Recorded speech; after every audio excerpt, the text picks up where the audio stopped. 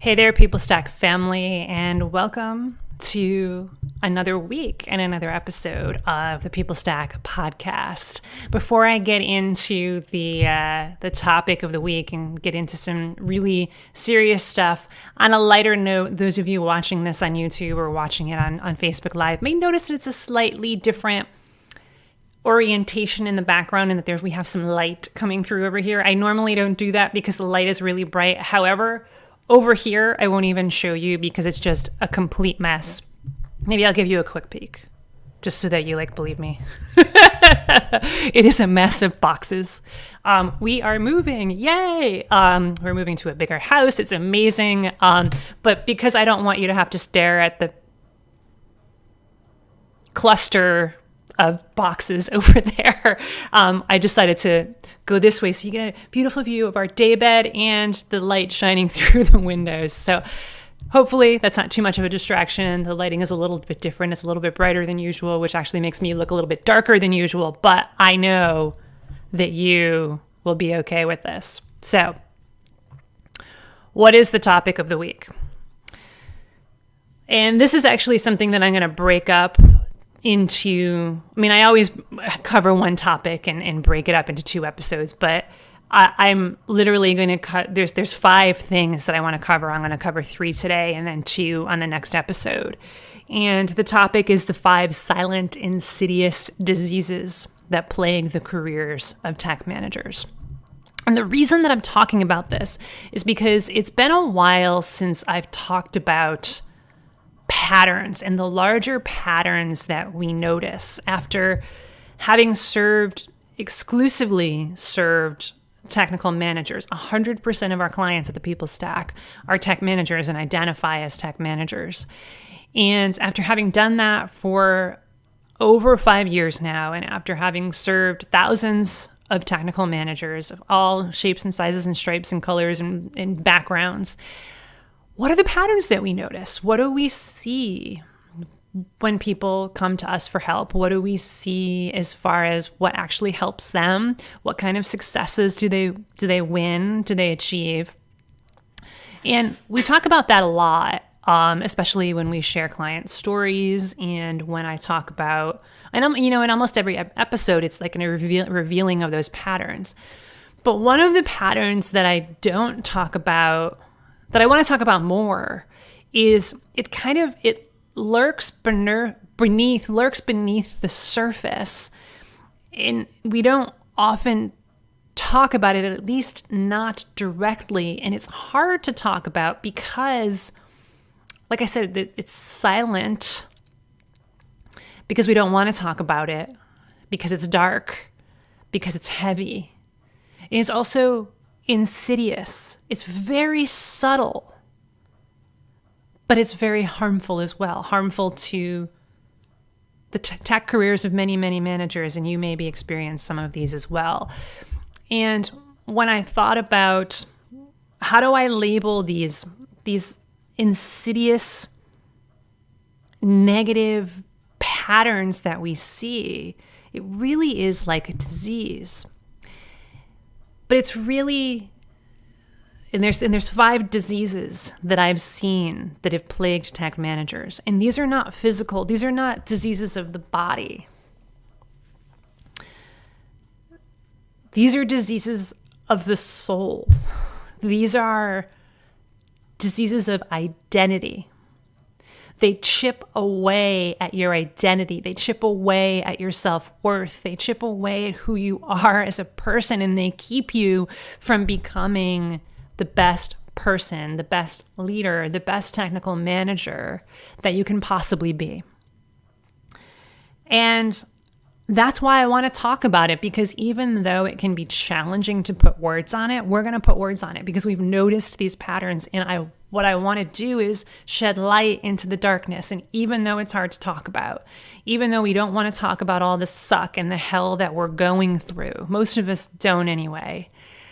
And that it's, even if you're willing to say, okay, I'm going to go there, I'm going to try to describe my pain, this pain that exists not physically, not even emotionally, Like physical pain and emotional pain are easy to describe compared to this identity pain, this soul, this pain of in your soul, in the deepest part of you.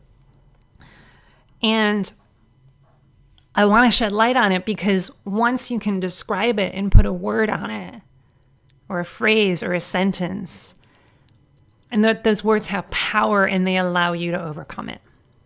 They allow you to say, okay, this is what it is. This is what I'm experiencing. And here's how I fix it. Because I can put a label on it now. Just like with emotional pain, even physical pain, right? So if you have a backache, if your back hurts, and you go to the doctor, they're going to ask you where. Describe the pain. What does it feel like? It's a similar thing. And so once the doctor knows, okay, it's low back pain, it's not a sharp pain, it's a dull pain, it's a tightness, and it happens during these times, then the doctor can help figure out where is it coming from? How can we prevent it from happening in the first place? And if it does happen, if it does reoccur, what can we do to make it feel better? And it's the same thing with emotional pain. Emotional pain is like a step harder to identify, but it's the same thing. It's, okay, I'm feeling ick right now. I'm feeling emotionally bad right now. What's the emotion? Okay, I'm angry. Like you put a label on it, and that shines a light into that darkness of the anger that you're feeling. And sometimes just by shining a light on it and saying, yeah, I'm angry. Sometimes that's enough. Often it's not, though, especially when we're talking about insidious, deep-rooted kinds of pain. But even just by saying, yeah, I'm angry, then you can identify, yeah, because I'm mad and I'm angry at this and I'm angry at that and I'm angry at this person because X, Y, and Z. It's similar with identity pain. Describe it. Put a word on it, put a label on it, and that's what I want to help you do in these 2 episodes. So in this episode, so there's 5 of them total. There's 5 patterns that we've noticed, 5 patterns of identity pain, 5 kinds of diseases of identity that we've noticed that our clients come to us. It's what when they first come to us, it's what they're experiencing. And I'm going to cover the first 2 in this episode, and then the other 3 in the next episode. And what I want you to get out of this is clarity, is more clarity around what you might be going through in your career and what just might be keeping you from getting where you want to go in your career. It's easy to say, oh, because my resume isn't good enough, or because my boss won't give me a raise, or because the job market is crap right now. It's easy to say that, but often it's not that simple. There is something else deep-rooted going on within you that needs to get fixed. This is about taking ownership, labeling the pain, the identity pain, the disease that you are going through, and saying, I'm going to fix it. I am going to eradicate this disease for myself. And so that's the powerful thing about an identity disease, an identity kind of pain, is that because it's rooted in who you are, guess who has the power to get rid of it? You do. You do. You, and all it takes is you. You don't have to go to the doctor and rely on drugs and other things in order to do this. With some help, it often takes help to have somebody else, whether it's a coach, a mentor, or a therapist, to help you really see and to guide you in a safe way into the depths of what you're going through. You can get out, and it's all you. It's all about you deciding that enough is enough. But first we have to start with, what is the hell that you're going through? What might that be? So the first kind of identity disease, identity pain that we've noticed a lot of tech managers experience is death by 1,000 paper cuts. So as I'm describing these, I'd love for you to feel through this and think about, have I experienced this as well? Because it's not, for a lot of you, it'll likely be more than one of these that you've experienced, because there's definitely some overlap between them. We've labeled them in such a way to capture the feeling of it and to capture what it's like to carry the baggage of this identity pain in this disease with you on a day-to-day basis. So do you sometimes feel like your life, your career, your work is death by 1,000 paper cuts? This really gets to the insidiousness of this pain. Insidious. It's subtle. It's very subtle. One paper cut, you may not even notice it. Or you do, and then it's gone in a couple of hours. But 1,000 paper cuts, it's still subtle, but it's harmful. It's extremely harmful. Because you're exposing yourself to all of that stress, all of those open wounds, emotional wounds. And really what this is, what those cuts are and where those paper cuts come from, it's going to depend, it's going to vary. For some of you, it may be a toxic workplace that's not quite toxic enough for you to say, I'm out. This is terrible. I deserve better. But it's toxic. People are uncivil to one another. People subtly discriminate against one another. There's a lot of backstabbing. There's a lot of making fun of each other. There's a lot of, maybe it feels like high school where there's like these cliques and these inside jokes, and some people can just never feel like they're part of the in crowd. Maybe it's related to that. Social stress, those social, political paper cuts. But it could also be work-related, task-related. Like an endless supply, in a bad way, an endless supply of support tickets, an endless queue, support ticket after support ticket after support ticket that you have to go through. Email after email after email, Slack message after Slack message after Slack message, and it never, ever stops. And you feel weighed down by all of it, you're overworked, on the verge of burnout. Or maybe you've already burnt out. And maybe this identity pain has already turned into an emotional pain and a physical pain. It's death by 1,000 paper cuts. So it could be a social pain that's kind of getting away. It's chipping away at your insides. You don't have the energy. You feel mentally zapped. You don't feel like yourself anymore. That's why it's an identity pain, because you don't have the energy to do it, and the energy to show up as the best version of you. And let alone, no way do you have the energy to learn and grow and become a better version of you. It's death by 1,000 paper cuts. It could be social pain. It could be work task-related pain. It could also be the paper cuts, more everyday life kinds of things where it just feels like you can't catch a break. Like you just keep getting unlucky and unlucky and unlucky, whether it's at work or whether it's in your everyday life. And maybe it's big things. Maybe some of those paper cuts are paper gashes, right? Maybe you're going through a divorce. Maybe, unfortunately, you're going through other kinds of family struggles, like parents or grandparents who are sick or who have recently passed away, or other people in your life who you're caring for. And you have that on top of everything else. It could be like that. Maybe there's something with your kids, your spouse, your partners, your friends that's going on. family squabbles, right? It doesn't always have to be the big stuff, although the big stuff hurts, and I get that. The small stuff can hurt too.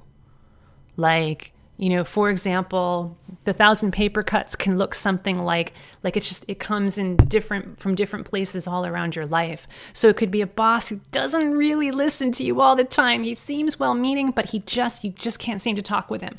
A team, especially certain team members, they complain all the time, and while they kind of sort of try, you just can't get through to them. And then dealing with other things at work, right? Maybe it's an HR department or the accounting department or somebody that keeps nagging at you day after day after day. Is this done? Is this done? Is this done? And those are a few of the paper cuts. And then the other ones are when you come home and now, your kids are homeschooled and you don't know how to deal with that because they're bored or they're just driving you crazy, and you have to make dinner and you don't know what to make for dinner, and you're worried about, you want to just do some takeout, but can you actually afford it because you're underpaid?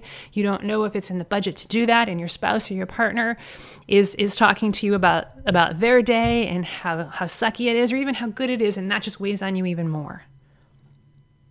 And in the middle of all of this, you're supposed to be a good citizen. And what does that even mean? You want to give back. You want to help the people who have it way, way worse than you, but you just don't have the energy and you just don't have the time.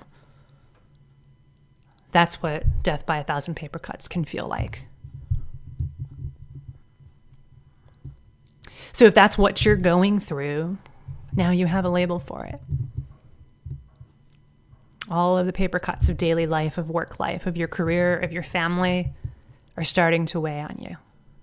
That's what it feels like. The second disease, the second identity-based disease, is fear of irrelevance and invisibility.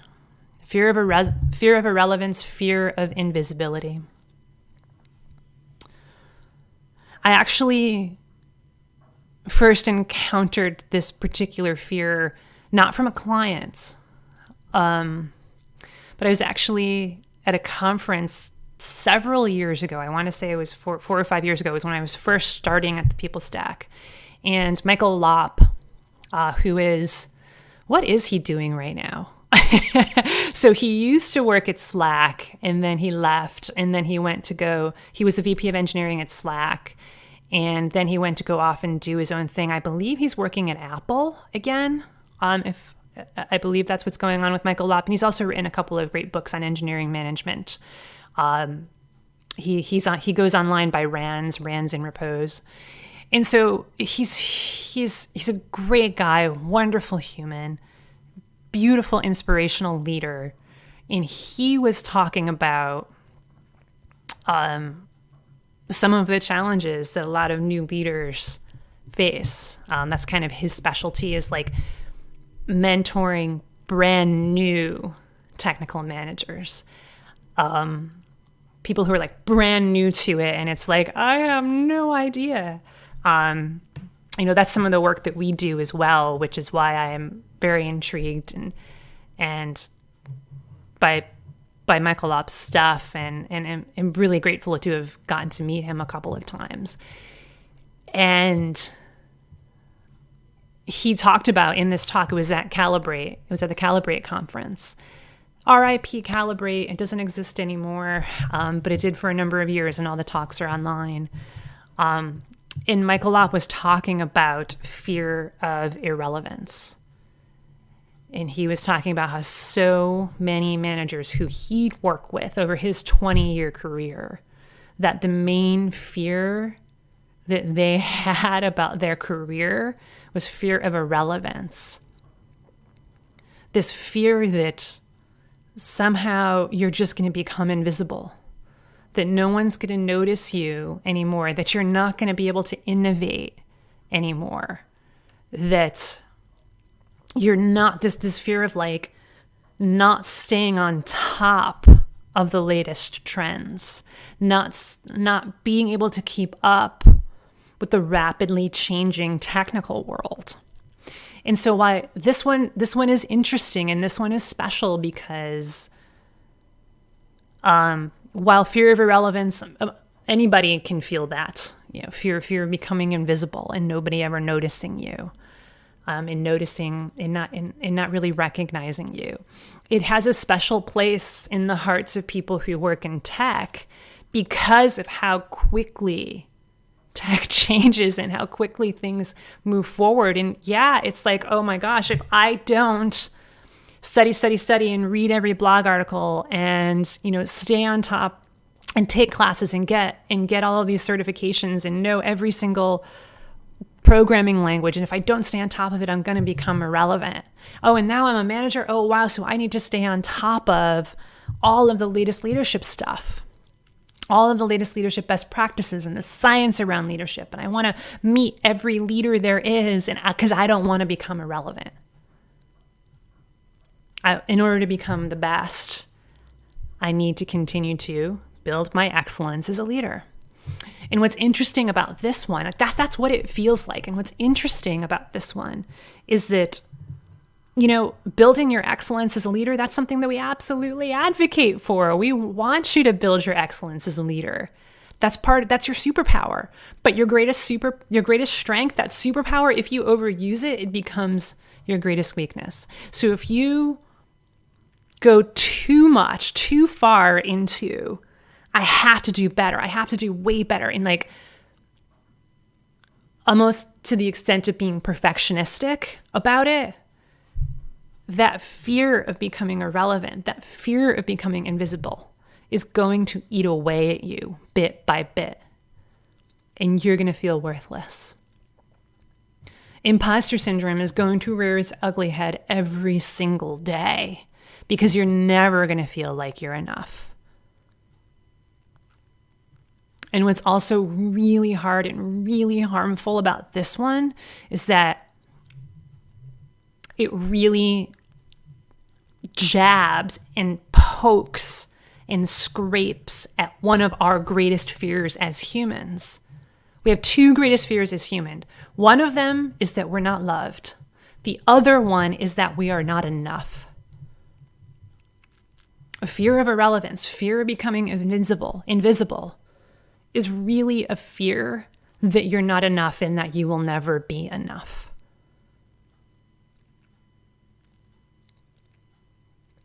And it hurts.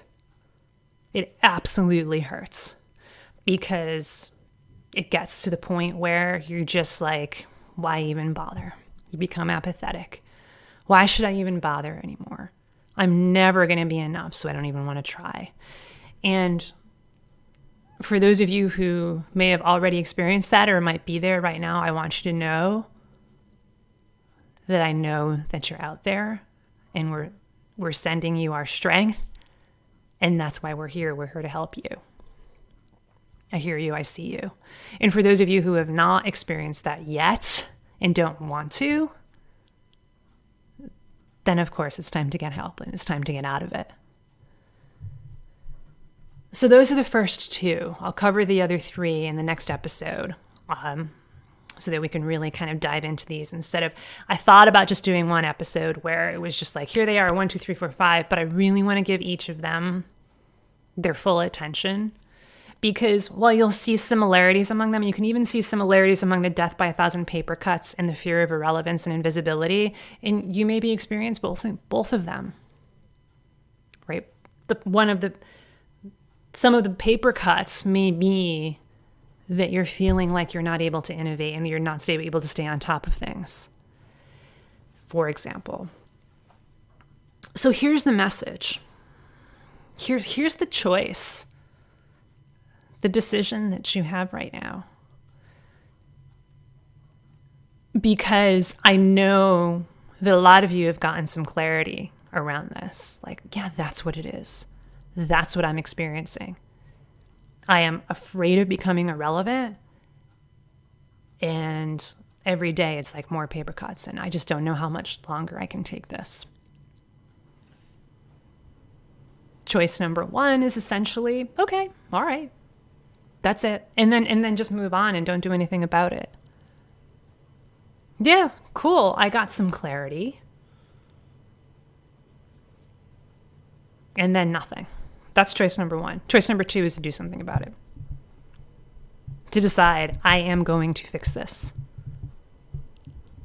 Because this is an identity disease, because this is an identity pain that I'm feeling, I am the one who gets to fix this. And I know that I can't fix it on my own because I've tried. Right? If you're still feeling any of these, it's because you've already tried to fix them and you haven't yet. So it's time for a new approach and it's time to get help.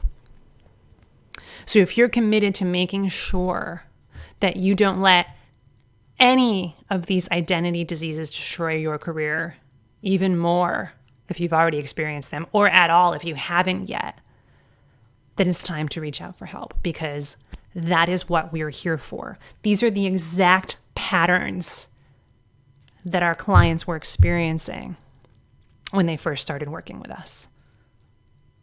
If what I'm saying is resonating with you, it means that it's time to book a call with us. Because it means that we can help, because we understand what you're going through. Somebody who doesn't understand what you're going through and can't put a label on it is not going to be able to help you. They're just going to be poking around in the dark. We shed light on what you're going through so that we can then help you fix it. So if you're committed to getting help so that you can finally upgrade your career and abolish these identity diseases from your life, then it's time to book a call with us. thepeoplestack.com/book. We're going to get to the heart of what's going on in your career. We're going to get to the root cause, not just the surface level of, okay, yeah, it's death by 1,000 paper cuts. That's what I talked about today's surface level. It's still heavy, it's still dark, but it's just surface level. You're going to want to know, what's the root cause of what's going on in my career? How do I fix it? And how do I get where I want to go? How do I build my dream? That's what we're there to help you do. So book that call today. Book that call immediately. There's really no reason to wait any longer. thepeoplestack.com/book. So we hear you, we see you, we get you, and we're here to shed light on the pain that you're feeling that is so hard to describe and that is so hard to talk about because it hurts. But we're here to invite you to have those tough conversations about the identity pain, about the identity diseases that you're going through, so that you can get over them, so that you can fix them and build your dream career. That's it for the day. Talk to you on the next episode. Take care. That's a wrap.